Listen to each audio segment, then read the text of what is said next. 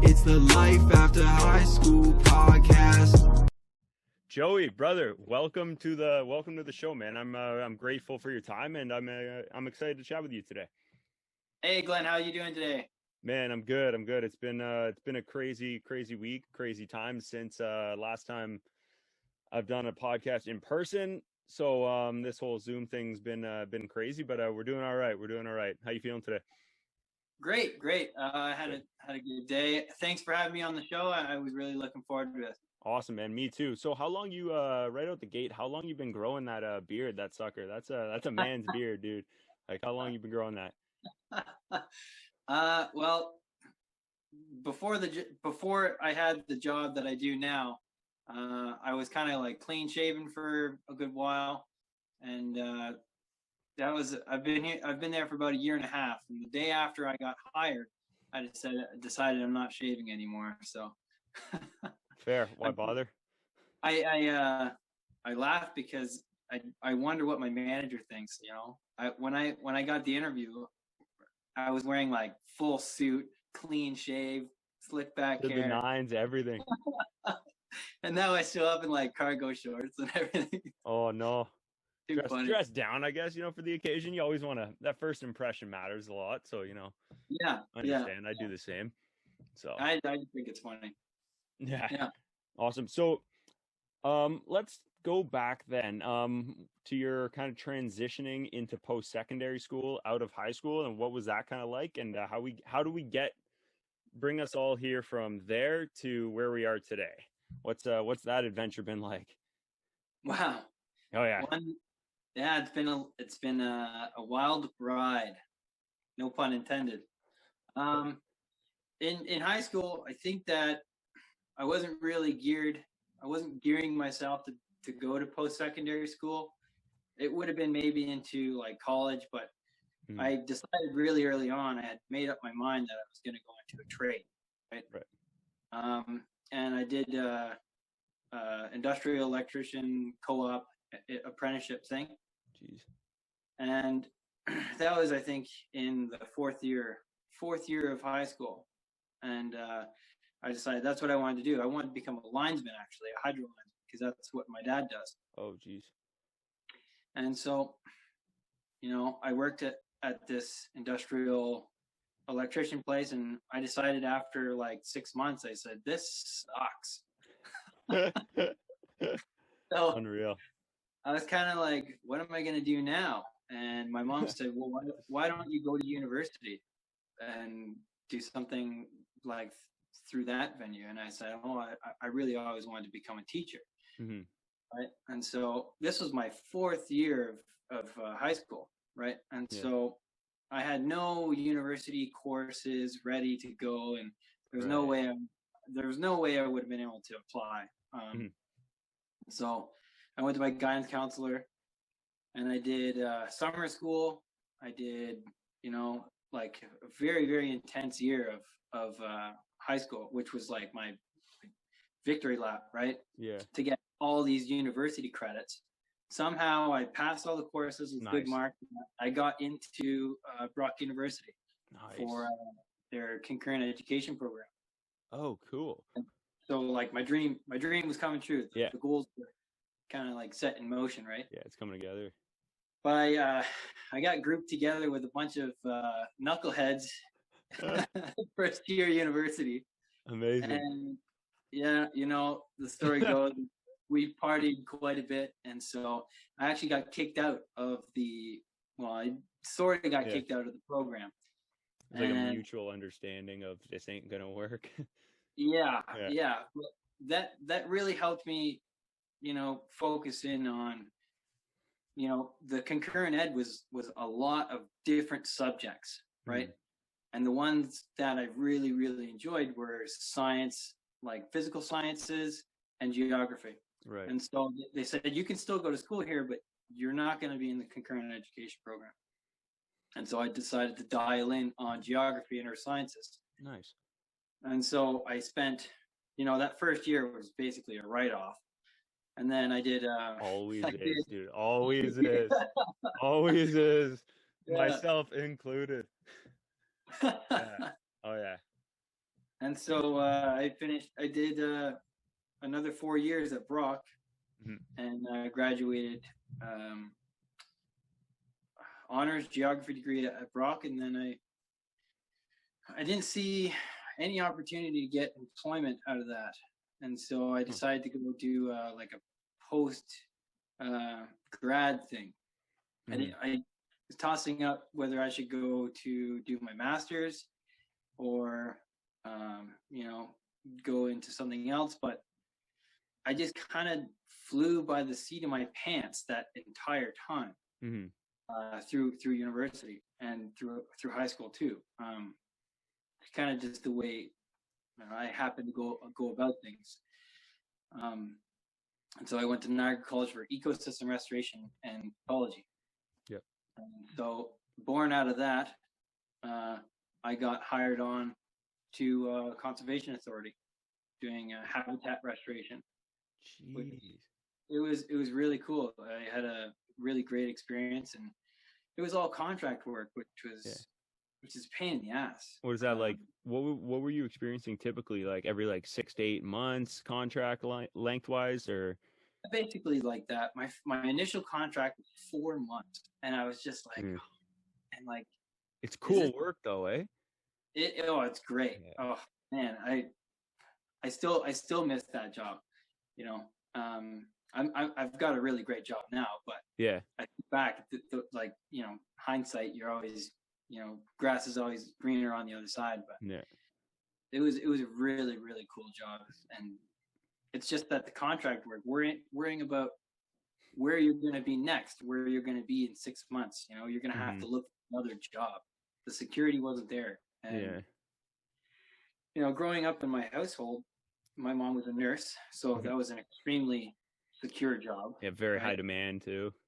Yeah, and my dad was a hydro linesman. That was extremely secure. Yeah, right. Same day. It's like recession proof. So what he always told me when I was a kid, that's a recession proof job. Even if there is a recession, you're still gonna have a job. People still need to be able to turn the lights on. It's so true. that was like built up in my mind to be the ideal occupation, something with stability. And so the Conservation Authority just didn't have that. And so when I was working at the Conservation Authority, I was getting contract after contract. Obviously, they liked me. I got to stick around. Yeah. I did a lot of cool. I jumped around, did a few different jobs. But honestly, during that time, I was putting out 3 or 4 resumes a week for a year. It was just I could not land anything else. Nothing permanent, eh? Nothing. Oh, that's crazy. Now, before we move on with it, what was in that experience? What was you said it's a really cool job and it sounds incredible. What was something that stood out to you as a favorite experience or memory from that time? Or at least from that type of job, or from that job specifically? Yeah, I mean, obviously the people, like most occupations or jobs or experiences in school, the people you work with and you get to spend the time with are really what make it.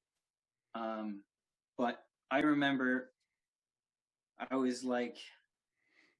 drove to the job site with another guy that I was working with named Jack. Nice.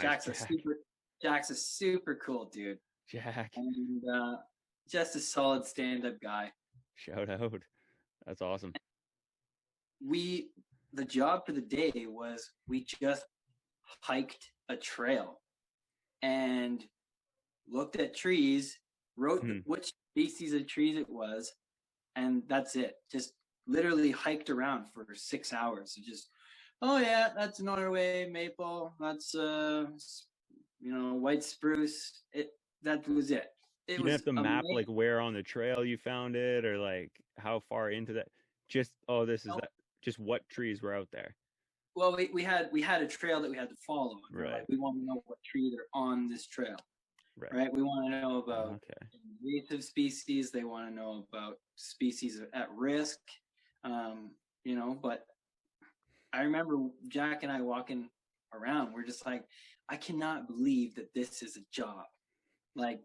That's awesome. This is insane. Like, we're just literally going for a day hike. Oh my God. Getting paid. Getting paid. Well, the whole time. Yeah. That's crazy.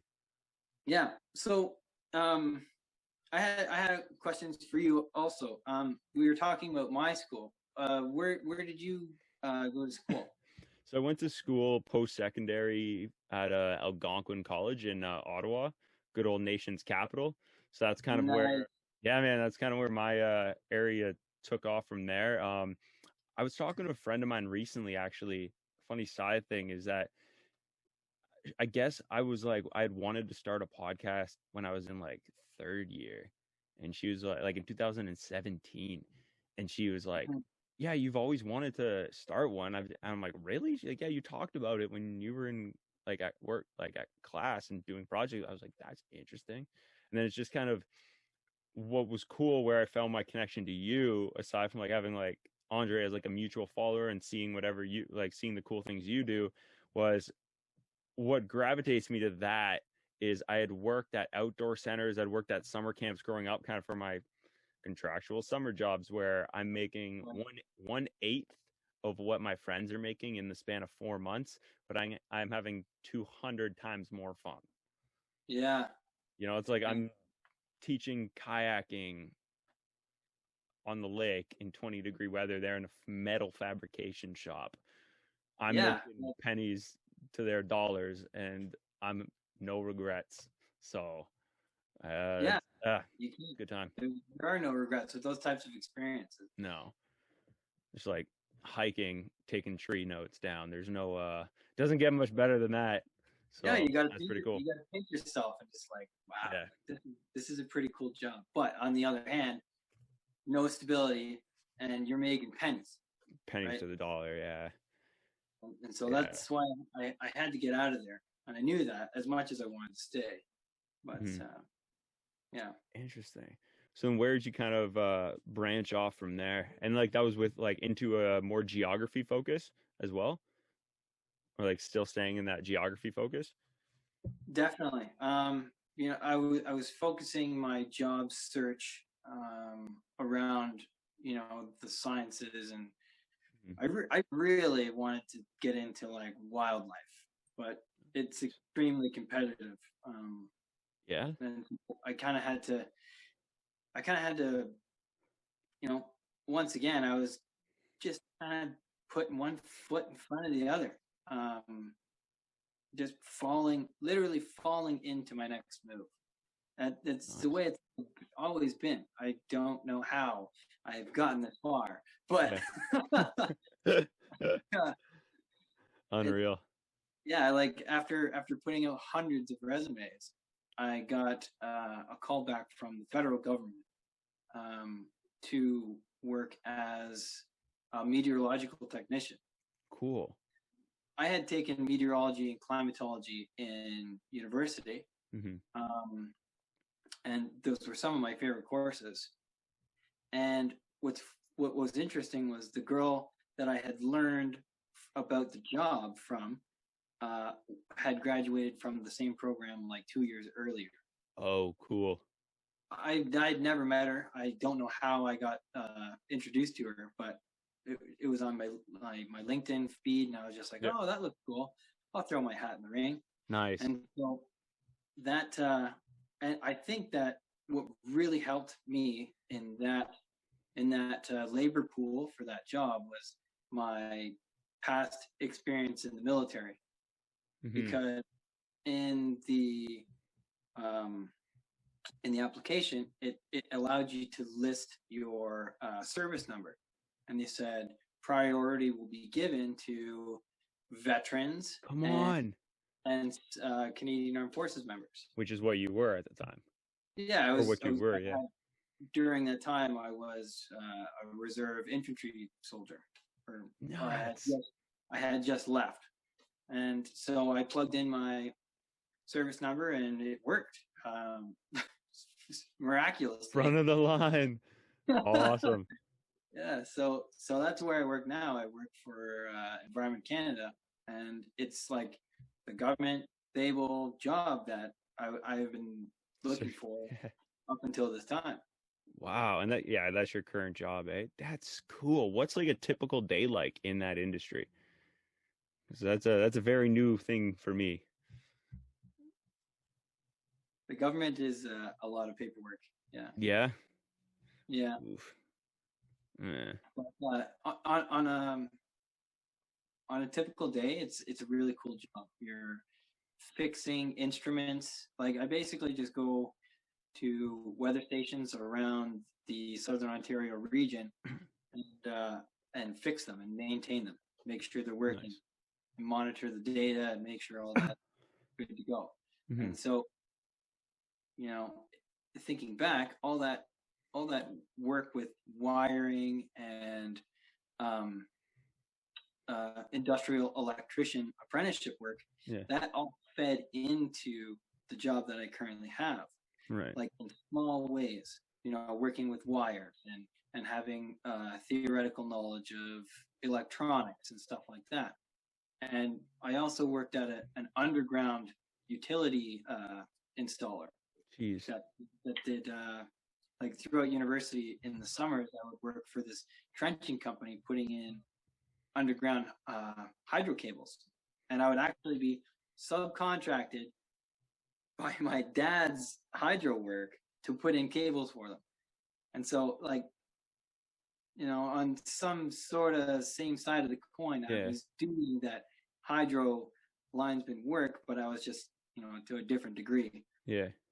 And so I did that for a couple summers, and now when we do weather stations, we're doing trenching and we're putting in underground cable and stuff like that. So every step that I fell into led up to me fitting the role of this job extremely well. No kidding, eh? Everything fell into place. Like it was just a matter of time. Just everything, like you said, manifested to help you with what you're doing now. That's nuts how it all played out. And it wasn't necessarily me trying to push it that way, right? It was like literally just falling into my next move at every point. Mm-hmm. Jeez. Interesting. Dude, so what so far career-wise, career-focused, for now, what is probably your favorite and your least favorite career experience so far? Oh, yeah. Oh, man. Everybody's got one, and they're always ridiculous. There's pros and cons to all of them, you know? But, you know, I don't know. Like, being in the military and getting screamed at all the time was a challenge, but you know what? It was really, really cool. I loved it. Interesting. Once you get past that hard surface, it's really, really cool. Huh. And there's like a respect behind that hard, harsh authority, you know. So I can't really say that was a bad experience, but I did one summer at that trenching company. I was working with a guy named Jimmy. Jimmy was a hard ass guy, man. Oh, he was like degrading. And he would call me names on the job site. Just like, oh, I was his slave, man. It was brutal. Not a nice guy. Not a nice guy to be around. And funny enough, before I had met him and worked for him, he won the lottery. I hate him already. So like he was still working. No. He was still working this crappy ass dead end, you know, trenching job, but he was millionaire, screaming at me all day, every day. Dude. I was just like, man, like, come on, get out of here. You don't need to be here. Oh no, that's incredible. Oh my god. Yeah, it was brutal. That's so awful. Like, yeah, he would just sit on his phone and like, I guess he was like in stocks and stuff, and he was just on his phone all day, and then he'd poke his head out and just yell at me and tell me to do this, that, this, call me names. It was just like, oh my god, I gotta get out of here. And that was like, that was my reminder. Every summer, I would go to do that job, and it would be like, man, this is why I'm going to school, like, because I got to get out of this kind of stuff. Yeah, and smart. you know, like you and I were talking about earlier. Mm-hmm. I had another buddy in high school, and he went into the trades right after high school. Right. And he became a really, you know, 3 or 4, well, maybe not 3 or 4, 5 or 6 years after high school, this guy was making like $90K in the trades, you know. Makes and sense, I was just in university, like stinking like $10,000 a year in debt to Mhm. pay for school, right? I was Right, taking those out bigger. loans to go to school, Yeah. and I'd save up over the summer and make like piss money, like peanuts, you know. Yeah. And I was digging a debt hole while this other guy who didn't go to school was making tons of money, buying a house, buying a truck, and I was just like down in the dumps, you know. I was like, man, I'm really feeling sorry for myself. Yeah, it's a tough game to get wrapped up in when you start to compare yourself to people. Yeah, Like and that's it's right. brutal. But now that I'm looking back on it, you know, in the position that I'm in now, I'm thinking, you know, I did the right thing. I think that I did the right thing. Mhm. And, you know, if I had made that choice back in the day to go the same route as somebody else, like Mhm. I probably wouldn't be as fulfilled as I feel now. You know what I mean? Right. That makes a lot of sense.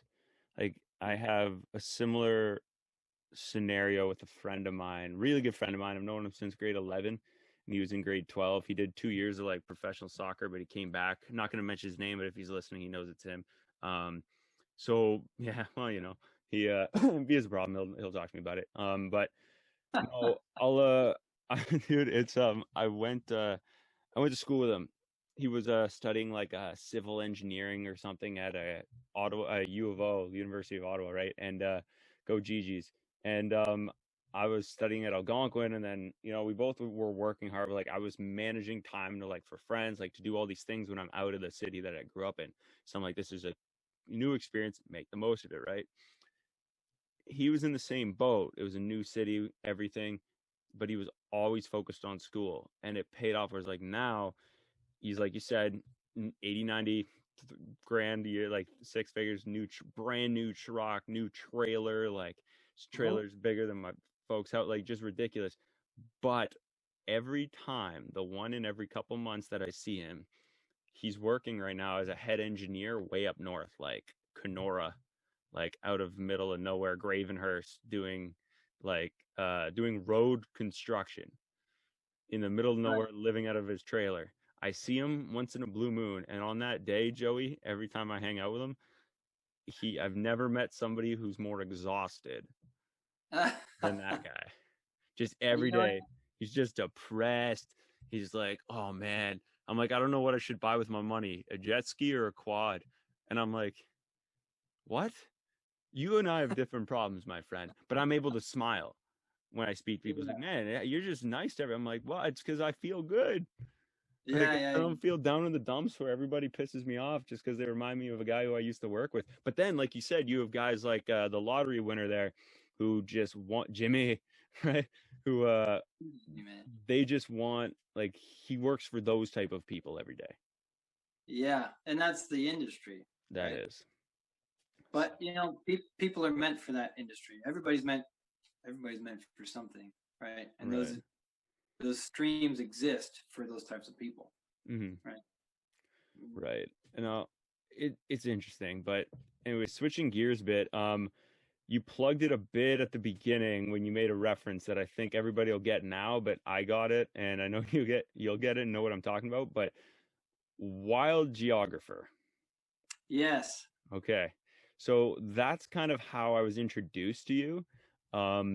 Take me through what that process was like. Like you created you have a separate account you created to display simply your passion for outdoor adventures, correct? Yeah. Okay. So why is that a separate thing? And like it does well for like a separate thing, especially when it's not your personal. I mean, it is your personal, but it's like a passion hobby page kind of thing. And I think it's sick. So tell me how that kind of like, what inspired that to kind of come to fruition, I guess. It's interesting. And you know what? I thought this question would be coming up, and so I kind of thought about it, and it's relatively new to me still. You know, I didn't even started it less than a year ago. I think in July, right? Great. I had always been an outdoorsy kind of person. Mm-hmm. I didn't do any organized camps or anything like that. I went out with my dad, who you know had all the camping gear and you know the stoves, and I was just you know it was like a romanticized and idealized you know thing in my mind from a young age. But you know it didn't take a huge part of my life until the last decade or so. Mm-hmm. And so I think the earth science studies kind of helped, you know, structure that as well. And time in the military, you know, being put in really, really harsh, uncomfortable situations and dealing with that kind of pushed me to, you know, crave it. Right. Crave being, you know, in shitty situations. But why I started it, I started watching guys like Joe Robinette, Jim Baird, Ted Baird, and another fella in Newfoundland called the Newfoundland Explorer, Justin Barber. And I was watching these guys' videos. And I've always been putting out something creatively from, you know, the age of maybe like 11 or 12. I was in bands, right? Mm-hmm. And we would record music. Yeah. And I've always recorded something creatively, putting it out, you know, recording demos in the basement at 12, 13, 14. And then later on, I got into another hardcore band and we were releasing like well-produced albums. And then I moved on to like another band that but it was always creating a product, recording something authentic and genuine and presenting it to an audience, you know. Right. And I haven't done music in quite some time. I should get back into it now. I still play for my own sake, but that recording and putting stuff out there has not been a part of my life for a number of years. And I think that I was missing that. And watching the guys, like I mentioned, I thought, you know, that looks really, really cool. I like going outside and I like doing all this stuff. Why don't I just start recording it and, you know, put it together for, you know, for my own enjoyment. I enjoy putting the creative effort into recording and editing and producing a product for people to consume or to watch or to enjoy. I like to share that experience, right? That's cool. And I don't know, whether it's music or art or you know, videos like that, I think that's where that drive comes from. Interesting. Just a desire to create. Yeah. And I think I had been lacking that for some time. And that's kind of where it just kind of boiled up over time, and that's what the outcome was. Interesting. Because now that's kind of the same reason as to why I started doing podcasts and everything, because it's almost like an outlet. And I still I'm not as consistent with adventure videos or travel videos or anything, if you've seen any, but like that I've done. But it's very, very cool to me to tell a story. Right. Create, right. And that's where I think there's something that people can everybody takes out something differently, right? Or everybody goes through an experience differently. And being able to share a story or create something for somebody, they're experiencing an emotion when they see or watch or listen or in any way they choose consume what you're creating. they get to then, it's a form of connection that they feel with you. Where in this case, if people listening to the show, they hear me, they go for you, stay for me, like all these good things that happen. And then seeing your videos makes me immediately, I go, damn, I wish I was there with them. Second thought, man, that's really cool. I want to do something like it. And then third is kind of, man, I can't wait to ask this guy about this. Right. It's always like, those are, at least in this case with your Algonquin trip, like the most recent video, I think. Is it? It's not the most recent, is it? It is. It might have just been the first one I saw. Yeah, they're kind of like the meat and potatoes of the content that I have up right now. Right. So.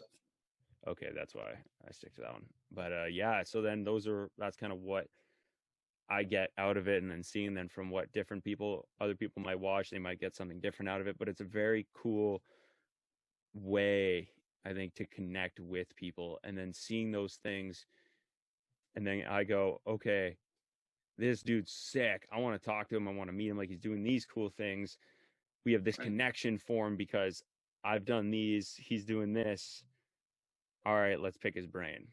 And then now we're here.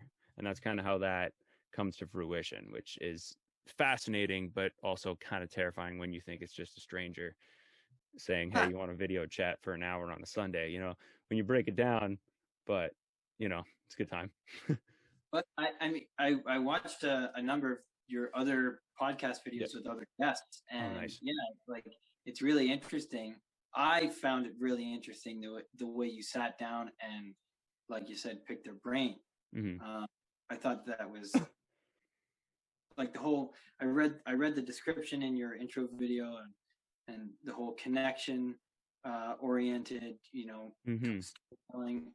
Interesting. I think that's behind it all for me at the same time. Just different form of different form of creating. Yeah, with the same medium.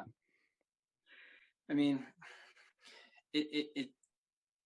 it's a challenge though. Like getting into podcasting. Did you find there were hurdles for you to get over? Like, yeah, it's a very weird thing because and I like want you to do this, but I don't. But I tell people, I'm like, listen to the first episode I ever did, and then listen to this one. It's disgusting to listen to. I don't it's like almost 400 views. Like, it's got a lot of downloads, like my third most downloaded. It's absolute crap. It's a great friend of mine, a really funny guy, but you can tell that we're both very like tense, and it's very awkward. Even though we've been friends for like 10 years, I still it's like, hey, so what's your favorite color? And I'm like fiddling with my phone. It's just brutal. There's connection. There's no genuine interest. It was just, but I mean, it's the first one you do. You can't really hold it. But yeah, when you see that development, that's kind of what helps. When sometimes it's like, oh, this isn't great, or when you're by yourself doing your own show. I think what makes good episodes great is when the host is genuinely curious in what the guest is saying, or the guest themselves in this case. And so I think that getting over the hurdle, not much of a hurdle, but it was just a matter of getting more comfortable, building the skill that is conversation, because it is right. It is a skill. Yeah, it definitely is. Like, I'm thinking back to, like, I did videos before the Algonquin trip, and I played them back for myself, and I was just like, this is nothing. Like, I don't know what to do with this. Unreal. And like it's hard because I came up with the whole wild geographer thing, and I was just like, you're almost like creating a new, not identity, but a new, like, sort of new concept of you presenting yourself. Right. It's a different showcase of a personality that you don't usually put on display. And it's hard to do that green and be authentic at the same time. Yeah. Right. Like, I was trying, like, holding a camera up and filming myself and talking to somebody who's not there. It's weird, isn't it? I found that so strange at the beginning, and I was just like, yeah, so this is me at camp. Yeah. It was really odd. It's a hard thing to get used to. Very, very difficult, dude. I think when I had a friend of mine ask me that when he was like episode 3 or something, 3 or 4, and he said he was like, "Hey man, do you get nervous? Like you seem very comfortable on camera." And I was like, "I don't feel very comfortable on camera, but when I went right after I graduated school, I worked at an outdoor center in Halliburton, and I worked at the summer camp there, and I." What did I do? I worked there, and then I left early and traveled Europe for 6 weeks. Like a road trip with one of my best friends at the time, starting in Amsterdam, going as far east as Romania, and then cycling back through the Balkans and up through Paris. Wow. Yeah, epic. Vlogged the whole time. A pretty cool trip. It was absolutely wild, right? As you can imagine. And so then, like, I'm vlogging the whole time. So picture a guy wearing this exact hat with a red t-shirt of the summer camp with shoes and bright shorts, sitting on the front steps of the Monte Carlo casino with a video camera in front of his face, when you got Rolls Royces on either side of me and people dressed to the nines behind me, and security looking real upset at whatever I was doing. It's probably just their resting face, but you got comfortable in a very uncomfortable situation. It's you're out there. It's like, putting yourself out there. It's like, I was out there. That's right. It's crazy. So that's kind of where you get more comfortable doing things like that, but you can't teach it, right? It's kind of just, you got to be put in crappy situations to get more comfortable at them. So as you can imagine, it's just like adjusting, right? Mm-hmm.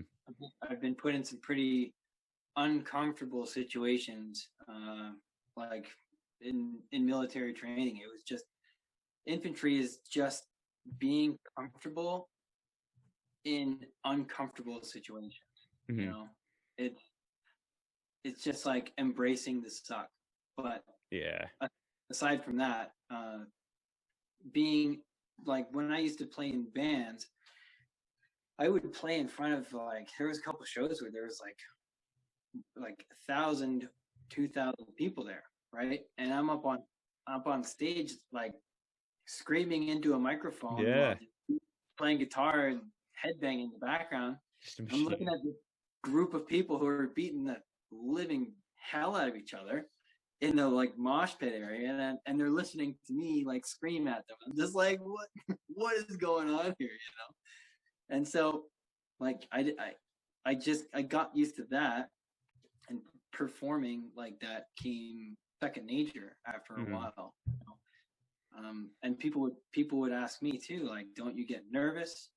But after a while, you just get so comfortable with it, Yeah. And I was gonna ask, I think people, or you'd say, hey, is it easy to be a character? Like, you're playing that guy that is in front of 2,000 plus people, in front of another 15, 20 in the crowd, beating the hell out of each other because of the word. They're so influenced by what you're saying. And is it easier to do, like, just to go out there and be that person, and then all of a sudden you're now a different person? Or is it easier just to be yourself and put yourself out there? That's a really good question. I had never really thought about it that way. Because I don't know. I don't think that I had ever really put on a character for that. I kind of just, it was a creative outlet, right? So I was just kind of like, after the first, going through the motions, it was just like balls to the wall, like, give it everything you got. Everything that you want to channel through this mode of expression.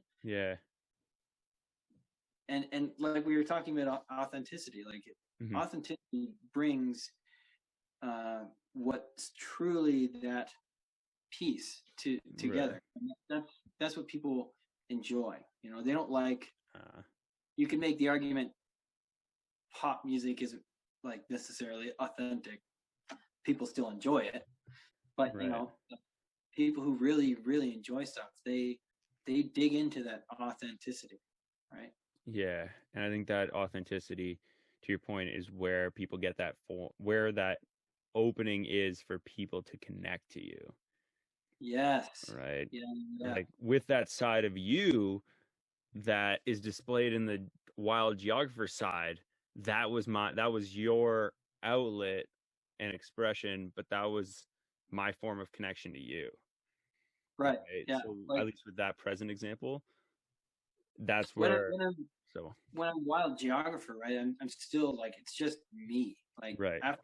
after going through the first little figuring out stuff, it's me, literally just laying it on the line, just being me and talking to the camera. You know, it's there's no character, there's no anything. Mm-hmm. The disingenuine stuff doesn't really go very far, right? And you can Right. tell, right? Yeah, and I think that was I always wonder that because when in terms of characters and like like personalities, when I was working at camps, a lot of the thing was this character I was portraying that was just a version of myself turned up to another level where I can access that if I knew it's this wild, crazy, like just yelling all the time, like trying to make like the funniest things happen in every situation and like center of attention. Or then there's like the person who's reserved, level-headed, like very engaged in what's going on, aware but doesn't say much, versus the guy who's always talking. And it's like I'm almost like playing a character but then removing. But yeah, it's a very weird it's a very weird thing, but I think it's easier to be that way than it is to actually be yourself. I think being yourself Yeah. is tough. Authenticity is not easy to do or to be. But I will like there's the whole concept, like when you come home you hang up your mask, right? Your job of performing for everybody you interact with in your day is Mhm. done. Just kind of relax, do whatever. But That's it makes cool. you think. It makes you think. I wonder how teachers do it. Like how do they go to work every day and deal with all these crazy kids? Yeah, power to you. Like, Yeah. jeez. But so switch gears a bit. What is the most uncomfortable moment on a canoe trip you've had? Hmm. Because the military sounds like there was like a lot of different moments that all kind of would be similar. Yeah. Like I feel like it was like more volume process, but I'm wondering if there's a moment on a canoe trip that kind of stands out to you where you're like, oh shit, we got to do something. Okay. Well, I got a couple of good stories for you. I'm all ears. So I try to like pride myself on being safe, right? Especially outdoors, Oh, you yeah. gotta be safe. Um, because at the end of the day, your 5 hour canoe ride or more from, safety, so you always have to have your mind on safety. But, complacency is also a thing. So Oh. I was, I was collecting some firewood and I was pulling a branch down from a tree, and the branch kind of broke off awkwardly and it smoked me in the back. It wasn't a small branch. It was like that, like a few feet long, and it fucking just wailed me. And I was just like, oh man, that could have been a lot worse. And it was just like a moment of clarity. I was just like, and I had brought out a friend of mine who was less than experienced in a canoe, and I Mhm. had the dog with me. And you know, it was one of those moments where I was just like, oh man, I got to take a step back and really reevaluate what I'm doing here, and Mhm. recenter my focus on being safe and having fun. You can have fun, but you have to be safe. All right. And that reminds me of other stories. My uncle Clive, he's nuts, man. He's a go-getter. Clyde. I remember him telling he was doing like ski rescue in BC, as like an occupation at one point. He was like What? he was like a mountaineer rescue hero. What an animal! Oh my God! One of those jobs that we were talking about earlier. Yeah. It's like probably an experience of a lifetime. But oh yeah, he said that he was on a hike with his kid, my cousin, and they ran into a grizzly bear. And he said they were like 6-hour hike from the car, and he had. Oh, your dad. Oh, he was just like, I was asking, like, have you ever come across bear? Or, like, I was asking him similar questions you're asking me. Some crazy stories. Tell me some crazy stories, Uncle Claude. And he tells me the story. And he's like, in that moment, I looked at Caleb. I was just like, oh man, this is a very, very bad situation. And he was just like focused on the moment. Remembered what he was supposed to do if he ever came across a bear. And he said he was like, maybe like less than 100 meters away from the bear. And the bear noticed that they were there. A lot of times if you're upwind or if you're downwind of a bear, they won't smell you and you can probably just like skirt around and have to interact with them. But he said he remembers the bear looking straight at him, and he was just like, this is not good. Picked up my cousin, put him on his shoulders, and he just started walking back slowly. And I was just like, man, that's one crazy ass story. Yeah. Oh man. It's not only him that was there, he's got dude. Like young toddler kid there too, right? Just put him on the shoulders and backed up. No way. Oh my God. Oh, yeah. Stress me out. Those are BC bears. It's not your average black bear. Black bears around here are different, right? You need to be safe, but big dogs. Yeah, they're different than grizzly bears and Kodiaks. Oh yeah, that's no thanks. That's no messing around there.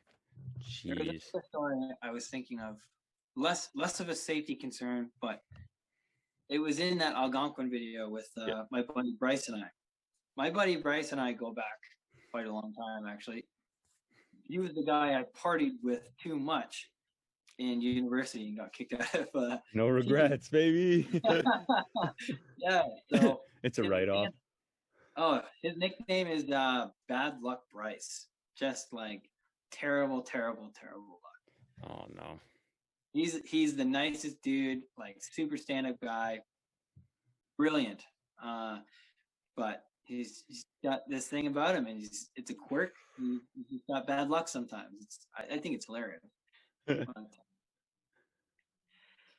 I remember we portaged. It was like a 600 meter, 800 meter portage, and then we had to canoe. I think it was like 4 kilometers, something like that, 4 or 5 kilometers, and it was an okay stretch of river and lake. But we get to the other portage. It took us like, I don't know, maybe an hour, 2 hours to do that little stretch.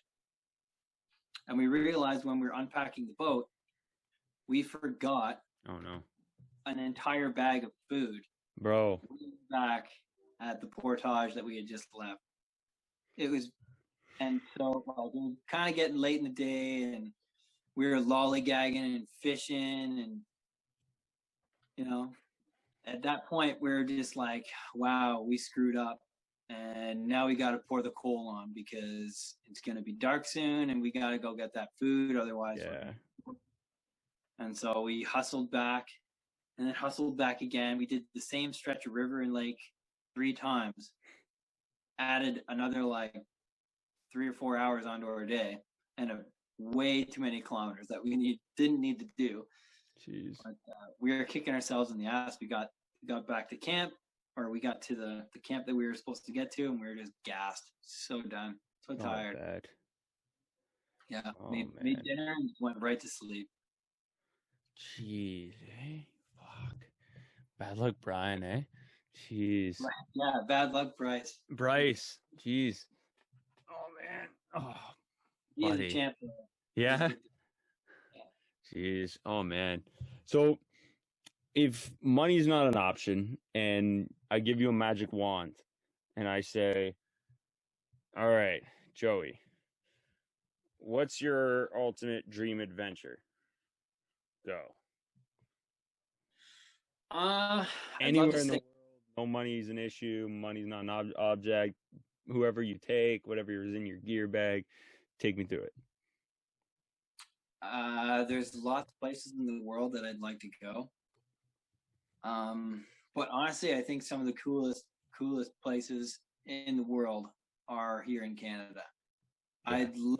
I'd love to go up and see some stuff in Northwest Territories, Yukon, Nunavut. I love going out to Newfoundland. I'm getting married out in Newfoundland with my fiance next year. Oh man, congratulations! That'll be sick. Way to Thank go! you. Way to go! That's awesome. Yeah, it's gonna be a blast. Kidding. But my idea for the honeymoon was to do the East Coast Trail, which is like 6-day hike. That's cool. I don't know if Nicole's on board for that, but she'll like it afterwards for sure. And probably the accomplishment. it's the idea of it that's never really the selling point. Yeah, maybe not on the honeymoon. Maybe we'll do it another couple months in. Yeah. I think that I think Canada is a really cool place to explore, and there's a lot of things on my bucket list, and majority of them are in Canada. Really? Yeah. And so because I've never been to Newfoundland, but last October, me and 4 of my best friends went, and they drove down from Ottawa, picked me up in Sudbury, me and my buddy Alex up in Sudbury, and we drove out west and back to Victoria. Yeah. We went as far as Victoria, and that was just a time again, just crazy things happening. You can't explain it. Like you're moving, the days are going by so fast.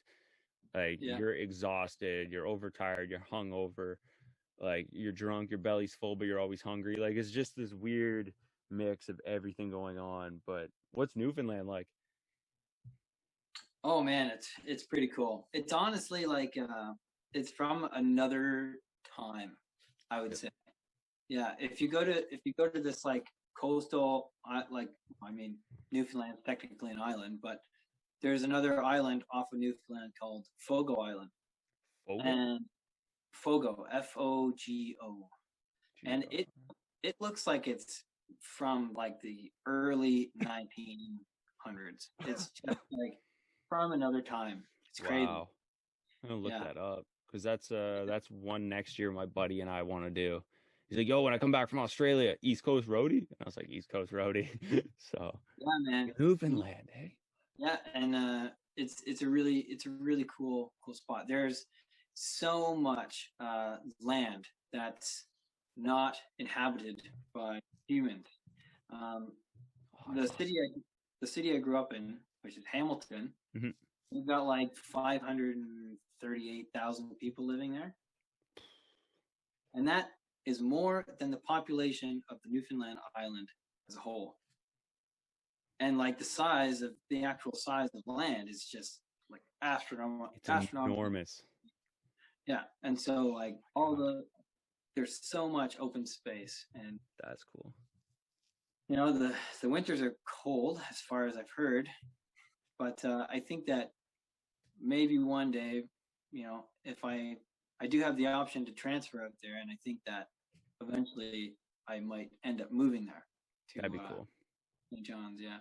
That'd be sick. Because every time, like, I grew up watching the show on CBC because we had 4 channels, and my parents are pretty old-fashioned that way, technology-wise. But so the show called Republic of Doyle was based on CBC, like in Newfoundland, and that kind of inspired my. All right, I want to go out there. I've been to Halifax like 7 times. I had one of my buddies who moved there second year, so every couple months I just fly out to Halifax for a weekend. And then I just been everywhere around the East Coast, everywhere around the West Coast. Never been above, and never been on to Newfoundland. So that's one of the bucket list items for sure in the country.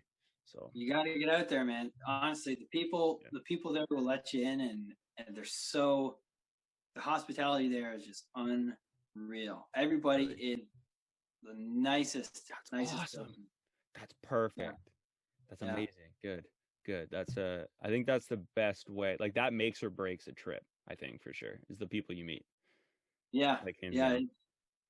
So genuine, so kind-hearted people live in Newfoundland. And I mean, a good example of that is if you ever get a chance to go see the play called From Away. Home Away? Yeah, come From Away. It's about when 9/11 happened, an enormous amount of the flights that were being grounded had to end up going to Gander in Newfoundland, which is a relatively small city. Yeah. And their population grew by like 200% in a matter of hours because all the planes that were supposed to be going into the U.S. got diverted and all landed in Gander. Oh my! And, they opened all the schools. People were like, they got off the plane and went and lived with a family in the next town over, and like the people in Newfoundland were doing soup kitchens and providing food, beds, and houses for these people for weeks. And they don't need to do that. They're doing that out of like the kindness, right? Like that's like, hey, we got this hospitality for you. Instead of them just opening up a couple schools, they're like, hey, welcome. Oh, that's crazy. You said come from away? Yeah, come from away. From away. Okay, I'll watch that afterwards. If you're into plays and musicals, it's great. Yeah. I mean, I can make exceptions if the story's good. I'm into stories. I don't really, you're like, oh, musicals. I'm like, oh, if the story's good, like, I'm there. Yeah. So, and when it comes to East Coast stuff, like more often than not, the whole, like all the story and then Rum Runners, that everything out like East Coast story wise is just prime. So, it's a love for story. That's really it. So, so what has been, because we covered like the worst experience, or not thinking negatively, but switching gears, what's kind of been like the favorite trip you have been on so far? Because you've been to Italy and stuff. You've been like across the pond. You've been north. You've been south. Like that's a good question. I liked Italy. Yeah, you can't not. You can't not. Yeah, that was a pretty cool trip. But I don't know. They tend to just keep getting better and better. I mean, that's not a bad way to go. No. I did do a short trip to BC when I was younger with my family. Oh, nice. And we flew out to Calgary, and we went to the Badlands. We went to the Dinosaur Museum. That's nuts. And we drove from there to a small town in BC and stayed with some relatives. And we went around hiking, and they had a cabin on a mountain, and we got to go sleep a couple nights at their cabin on the mountain. And I remember coming out of there was what do you call it? A shitter, an outhouse. And it was late at night. It was dark. Yeah. And we were having a fire earlier. But everybody had gone in the cabin, and I had to go to the bathroom, so I went to the outhouse, and then I came out of the outhouse, and I was younger. I was probably like 11, 12 maybe. And I think that they were wolves. Maybe they were coyotes. Maybe there was a group of dogs. I don't know. But in the mountains of BC, I would imagine they might have been wolves. Yeah, they're probably wolves, man. Yeah, they're huddled around the campfire. We must have dropped like some hot dogs or something. And I came out of the outhouse, and I was just like, "Oh!" Close the door. Get back in that thing. Oh no, dude, that freaked me out. That freaked me out as it did. Oh man. And then we drove up to Alaska, and we got to see a grizzly bear. It was pretty cool. What was Alaska like?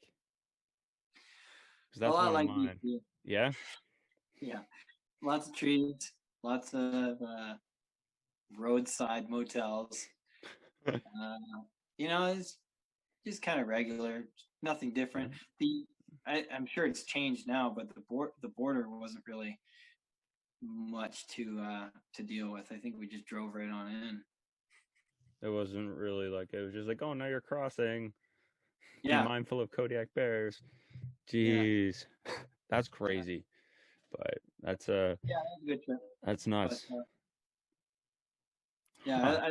I do like the East Coast trips too, though, because Nicole's family's from out there, Mm-hmm. and so we go out and we see her nan and her pop, and they cook us Jake's dinner. And I went fishing on the ocean with their uncle, and we were Oh, jeez. like bottom fishing for codfish. No, that's Oh, nuts. oh, it was super cool. Yeah. Oh my God. Man, when I go out to Newfoundland, when I go out east, I'm gonna let you know. And I'm gonna ask you where the best spots on the way are, and then where the best spots when I'm there. Because that's like, dude, nobody knows it. Nobody knows a place like locals. Oh yeah. I don't care how many times, how many pages you scroll through on Pinterest or how many hashtags you follow on Instagram. Oh yeah. There is nobody who knows a place better than a local. I follow another guy out there, and every day he goes out hiking, and the whole he's got his own Instagram page. I think it's Backwoods Cabin NL, I believe. Or, Shout out to Backwoods Cabin. And he hikes around and finds abandoned cabins all over the island. Like he'll hike for he'll go on Google Maps and he'll zoom in and find little things that look like a shack. he'll just go. And he hikes through the bush to find them, and it's just it's a really really cool account. That's nuts. Straps a camera to his dog, and they just boogie off into the woods, and yeah.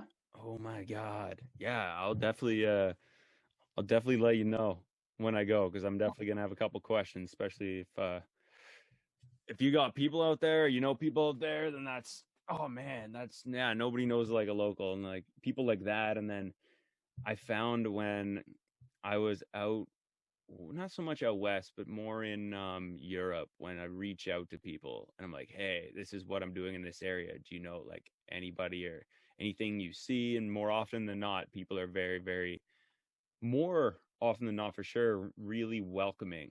It's very surprising.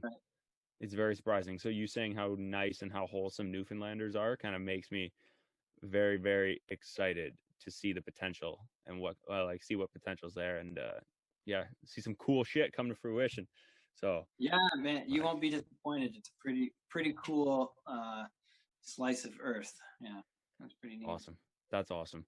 So Joey, kind of wrapping up though, I'm really interested. I want to ask you about this. You have an indie rock band, or had an indie rock band? Like, tell me about this, man. How'd you get into music? Like, this is crazy. Yeah, it just I just kind of rolled into it. I found at a young age, we were doing band and stuff in school, in middle school, grade 6, 7, 8, and I could kind of pick up any instrument and sort of be able to play it and just figure it out without a whole lot of hassle. Huh. Nice. And so when I was in middle school, I did clarinet, trumpet, tuba, drums, bass guitar, and then that kind of got me into playing more guitar. And I used to play in punk bands, when I was 10, 11 years old. We were rocking out and playing Ramones covers, and then that kind of turned, because my dad was big on Ramones and the Clash and Sex Pistols and stuff, right? So that's kind of what I grew up on, and so I started getting into the whole punk thing, and then that turned into hardcore, thrash hardcore, melodic hardcore metal. Jeez, that's crazy. Yeah, and so we did a couple tours like in Quebec and Ontario, and had a blast, man. Just like 5 guys in a band, just boogieing around and having a time. That'd be a really good TV show, like a docu-series, 5 guys in a band, or in a Yeah, band or something along those lines. Add that to your page, like something cool. yeah. There Oh, would be a lot of censoring, but yeah. everything will just be like blurred out, even if it Yeah, doesn't yeah, need yeah. to. Just man, that'd be funny. And then I started doing like singing training. So rather than screaming, like I did in the hardcore band, I was doing like singing training. And I kind of did the whole Dallas Green thing, and I started playing like singer songwriter indie acoustic guitar stuff and singing at the same time. And then that kind of I wrote like an EP, and then I recorded it, and I played all the instruments on the record. I played the drums, the bass, the guitar, the second guitar, and the singing. And then I produced this CD, and then I ended up like asking around for other players to join in. I found my buddy Shane, who's a great guitar player. I had already known all these guys from the hardcore scene, right? So I had like this network, and then I got Shane on board, and then Ethan and Matt, and we started making records with this indie band, and I think it was a lot of fun. I think it could have went somewhere, but life gets in the way, and priorities, and then trying to keep everything together. Yeah, and a hobby turned occupation can sometimes muddy the water, and then the enjoyment kind of gets taken away from it. But yeah, I've heard that like 2 or 3 times this week from different people around. Just be like, man, I'm really into cars, but I now never work on my cars because I do it all day. I'm like, well, there you go. So but at least now, like, you still play, like you said at the beginning of the show, like you still play. It's just you're just not producing anything out, like putting anything out there, kind of thing. Yeah, I think I got what I wanted out of all of that. Touring, having a blast. I remember when I was like really, really young, my parents would ask me, "What do you want to be?" And I'd say, "I want to be a rock star." And you got to become one. Well, yeah, like a momentary, like small portion, scale, But I lived that type of life for for fun, and I think that if it was anything more than that, I don't think it would have been so much fun. Yeah, I'd feel more like you said, like a chore or an occupation, just something to pay the bills. And there's a stress that comes with something like that, and there's a pressure that creates fatigue, and then you get drained from it, and then that ruins the passion. There's a friend of mine who did end up being like a large scale musician.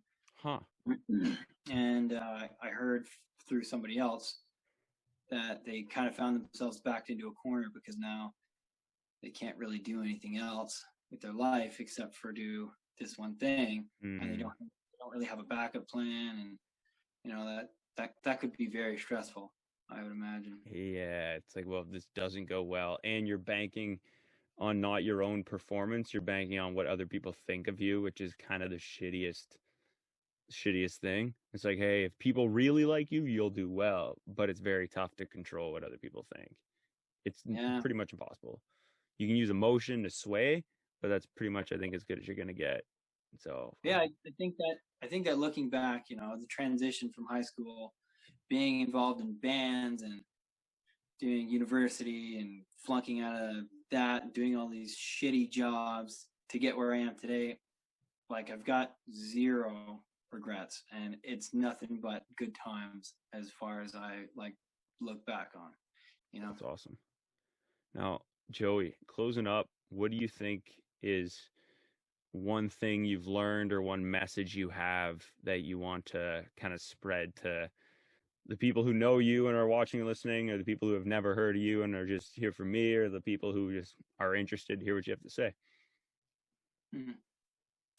Yeah, I don't know. Get outside, and don't try and plan your next step always. Like, fall into your next step. Let yourself just kind of roll into it.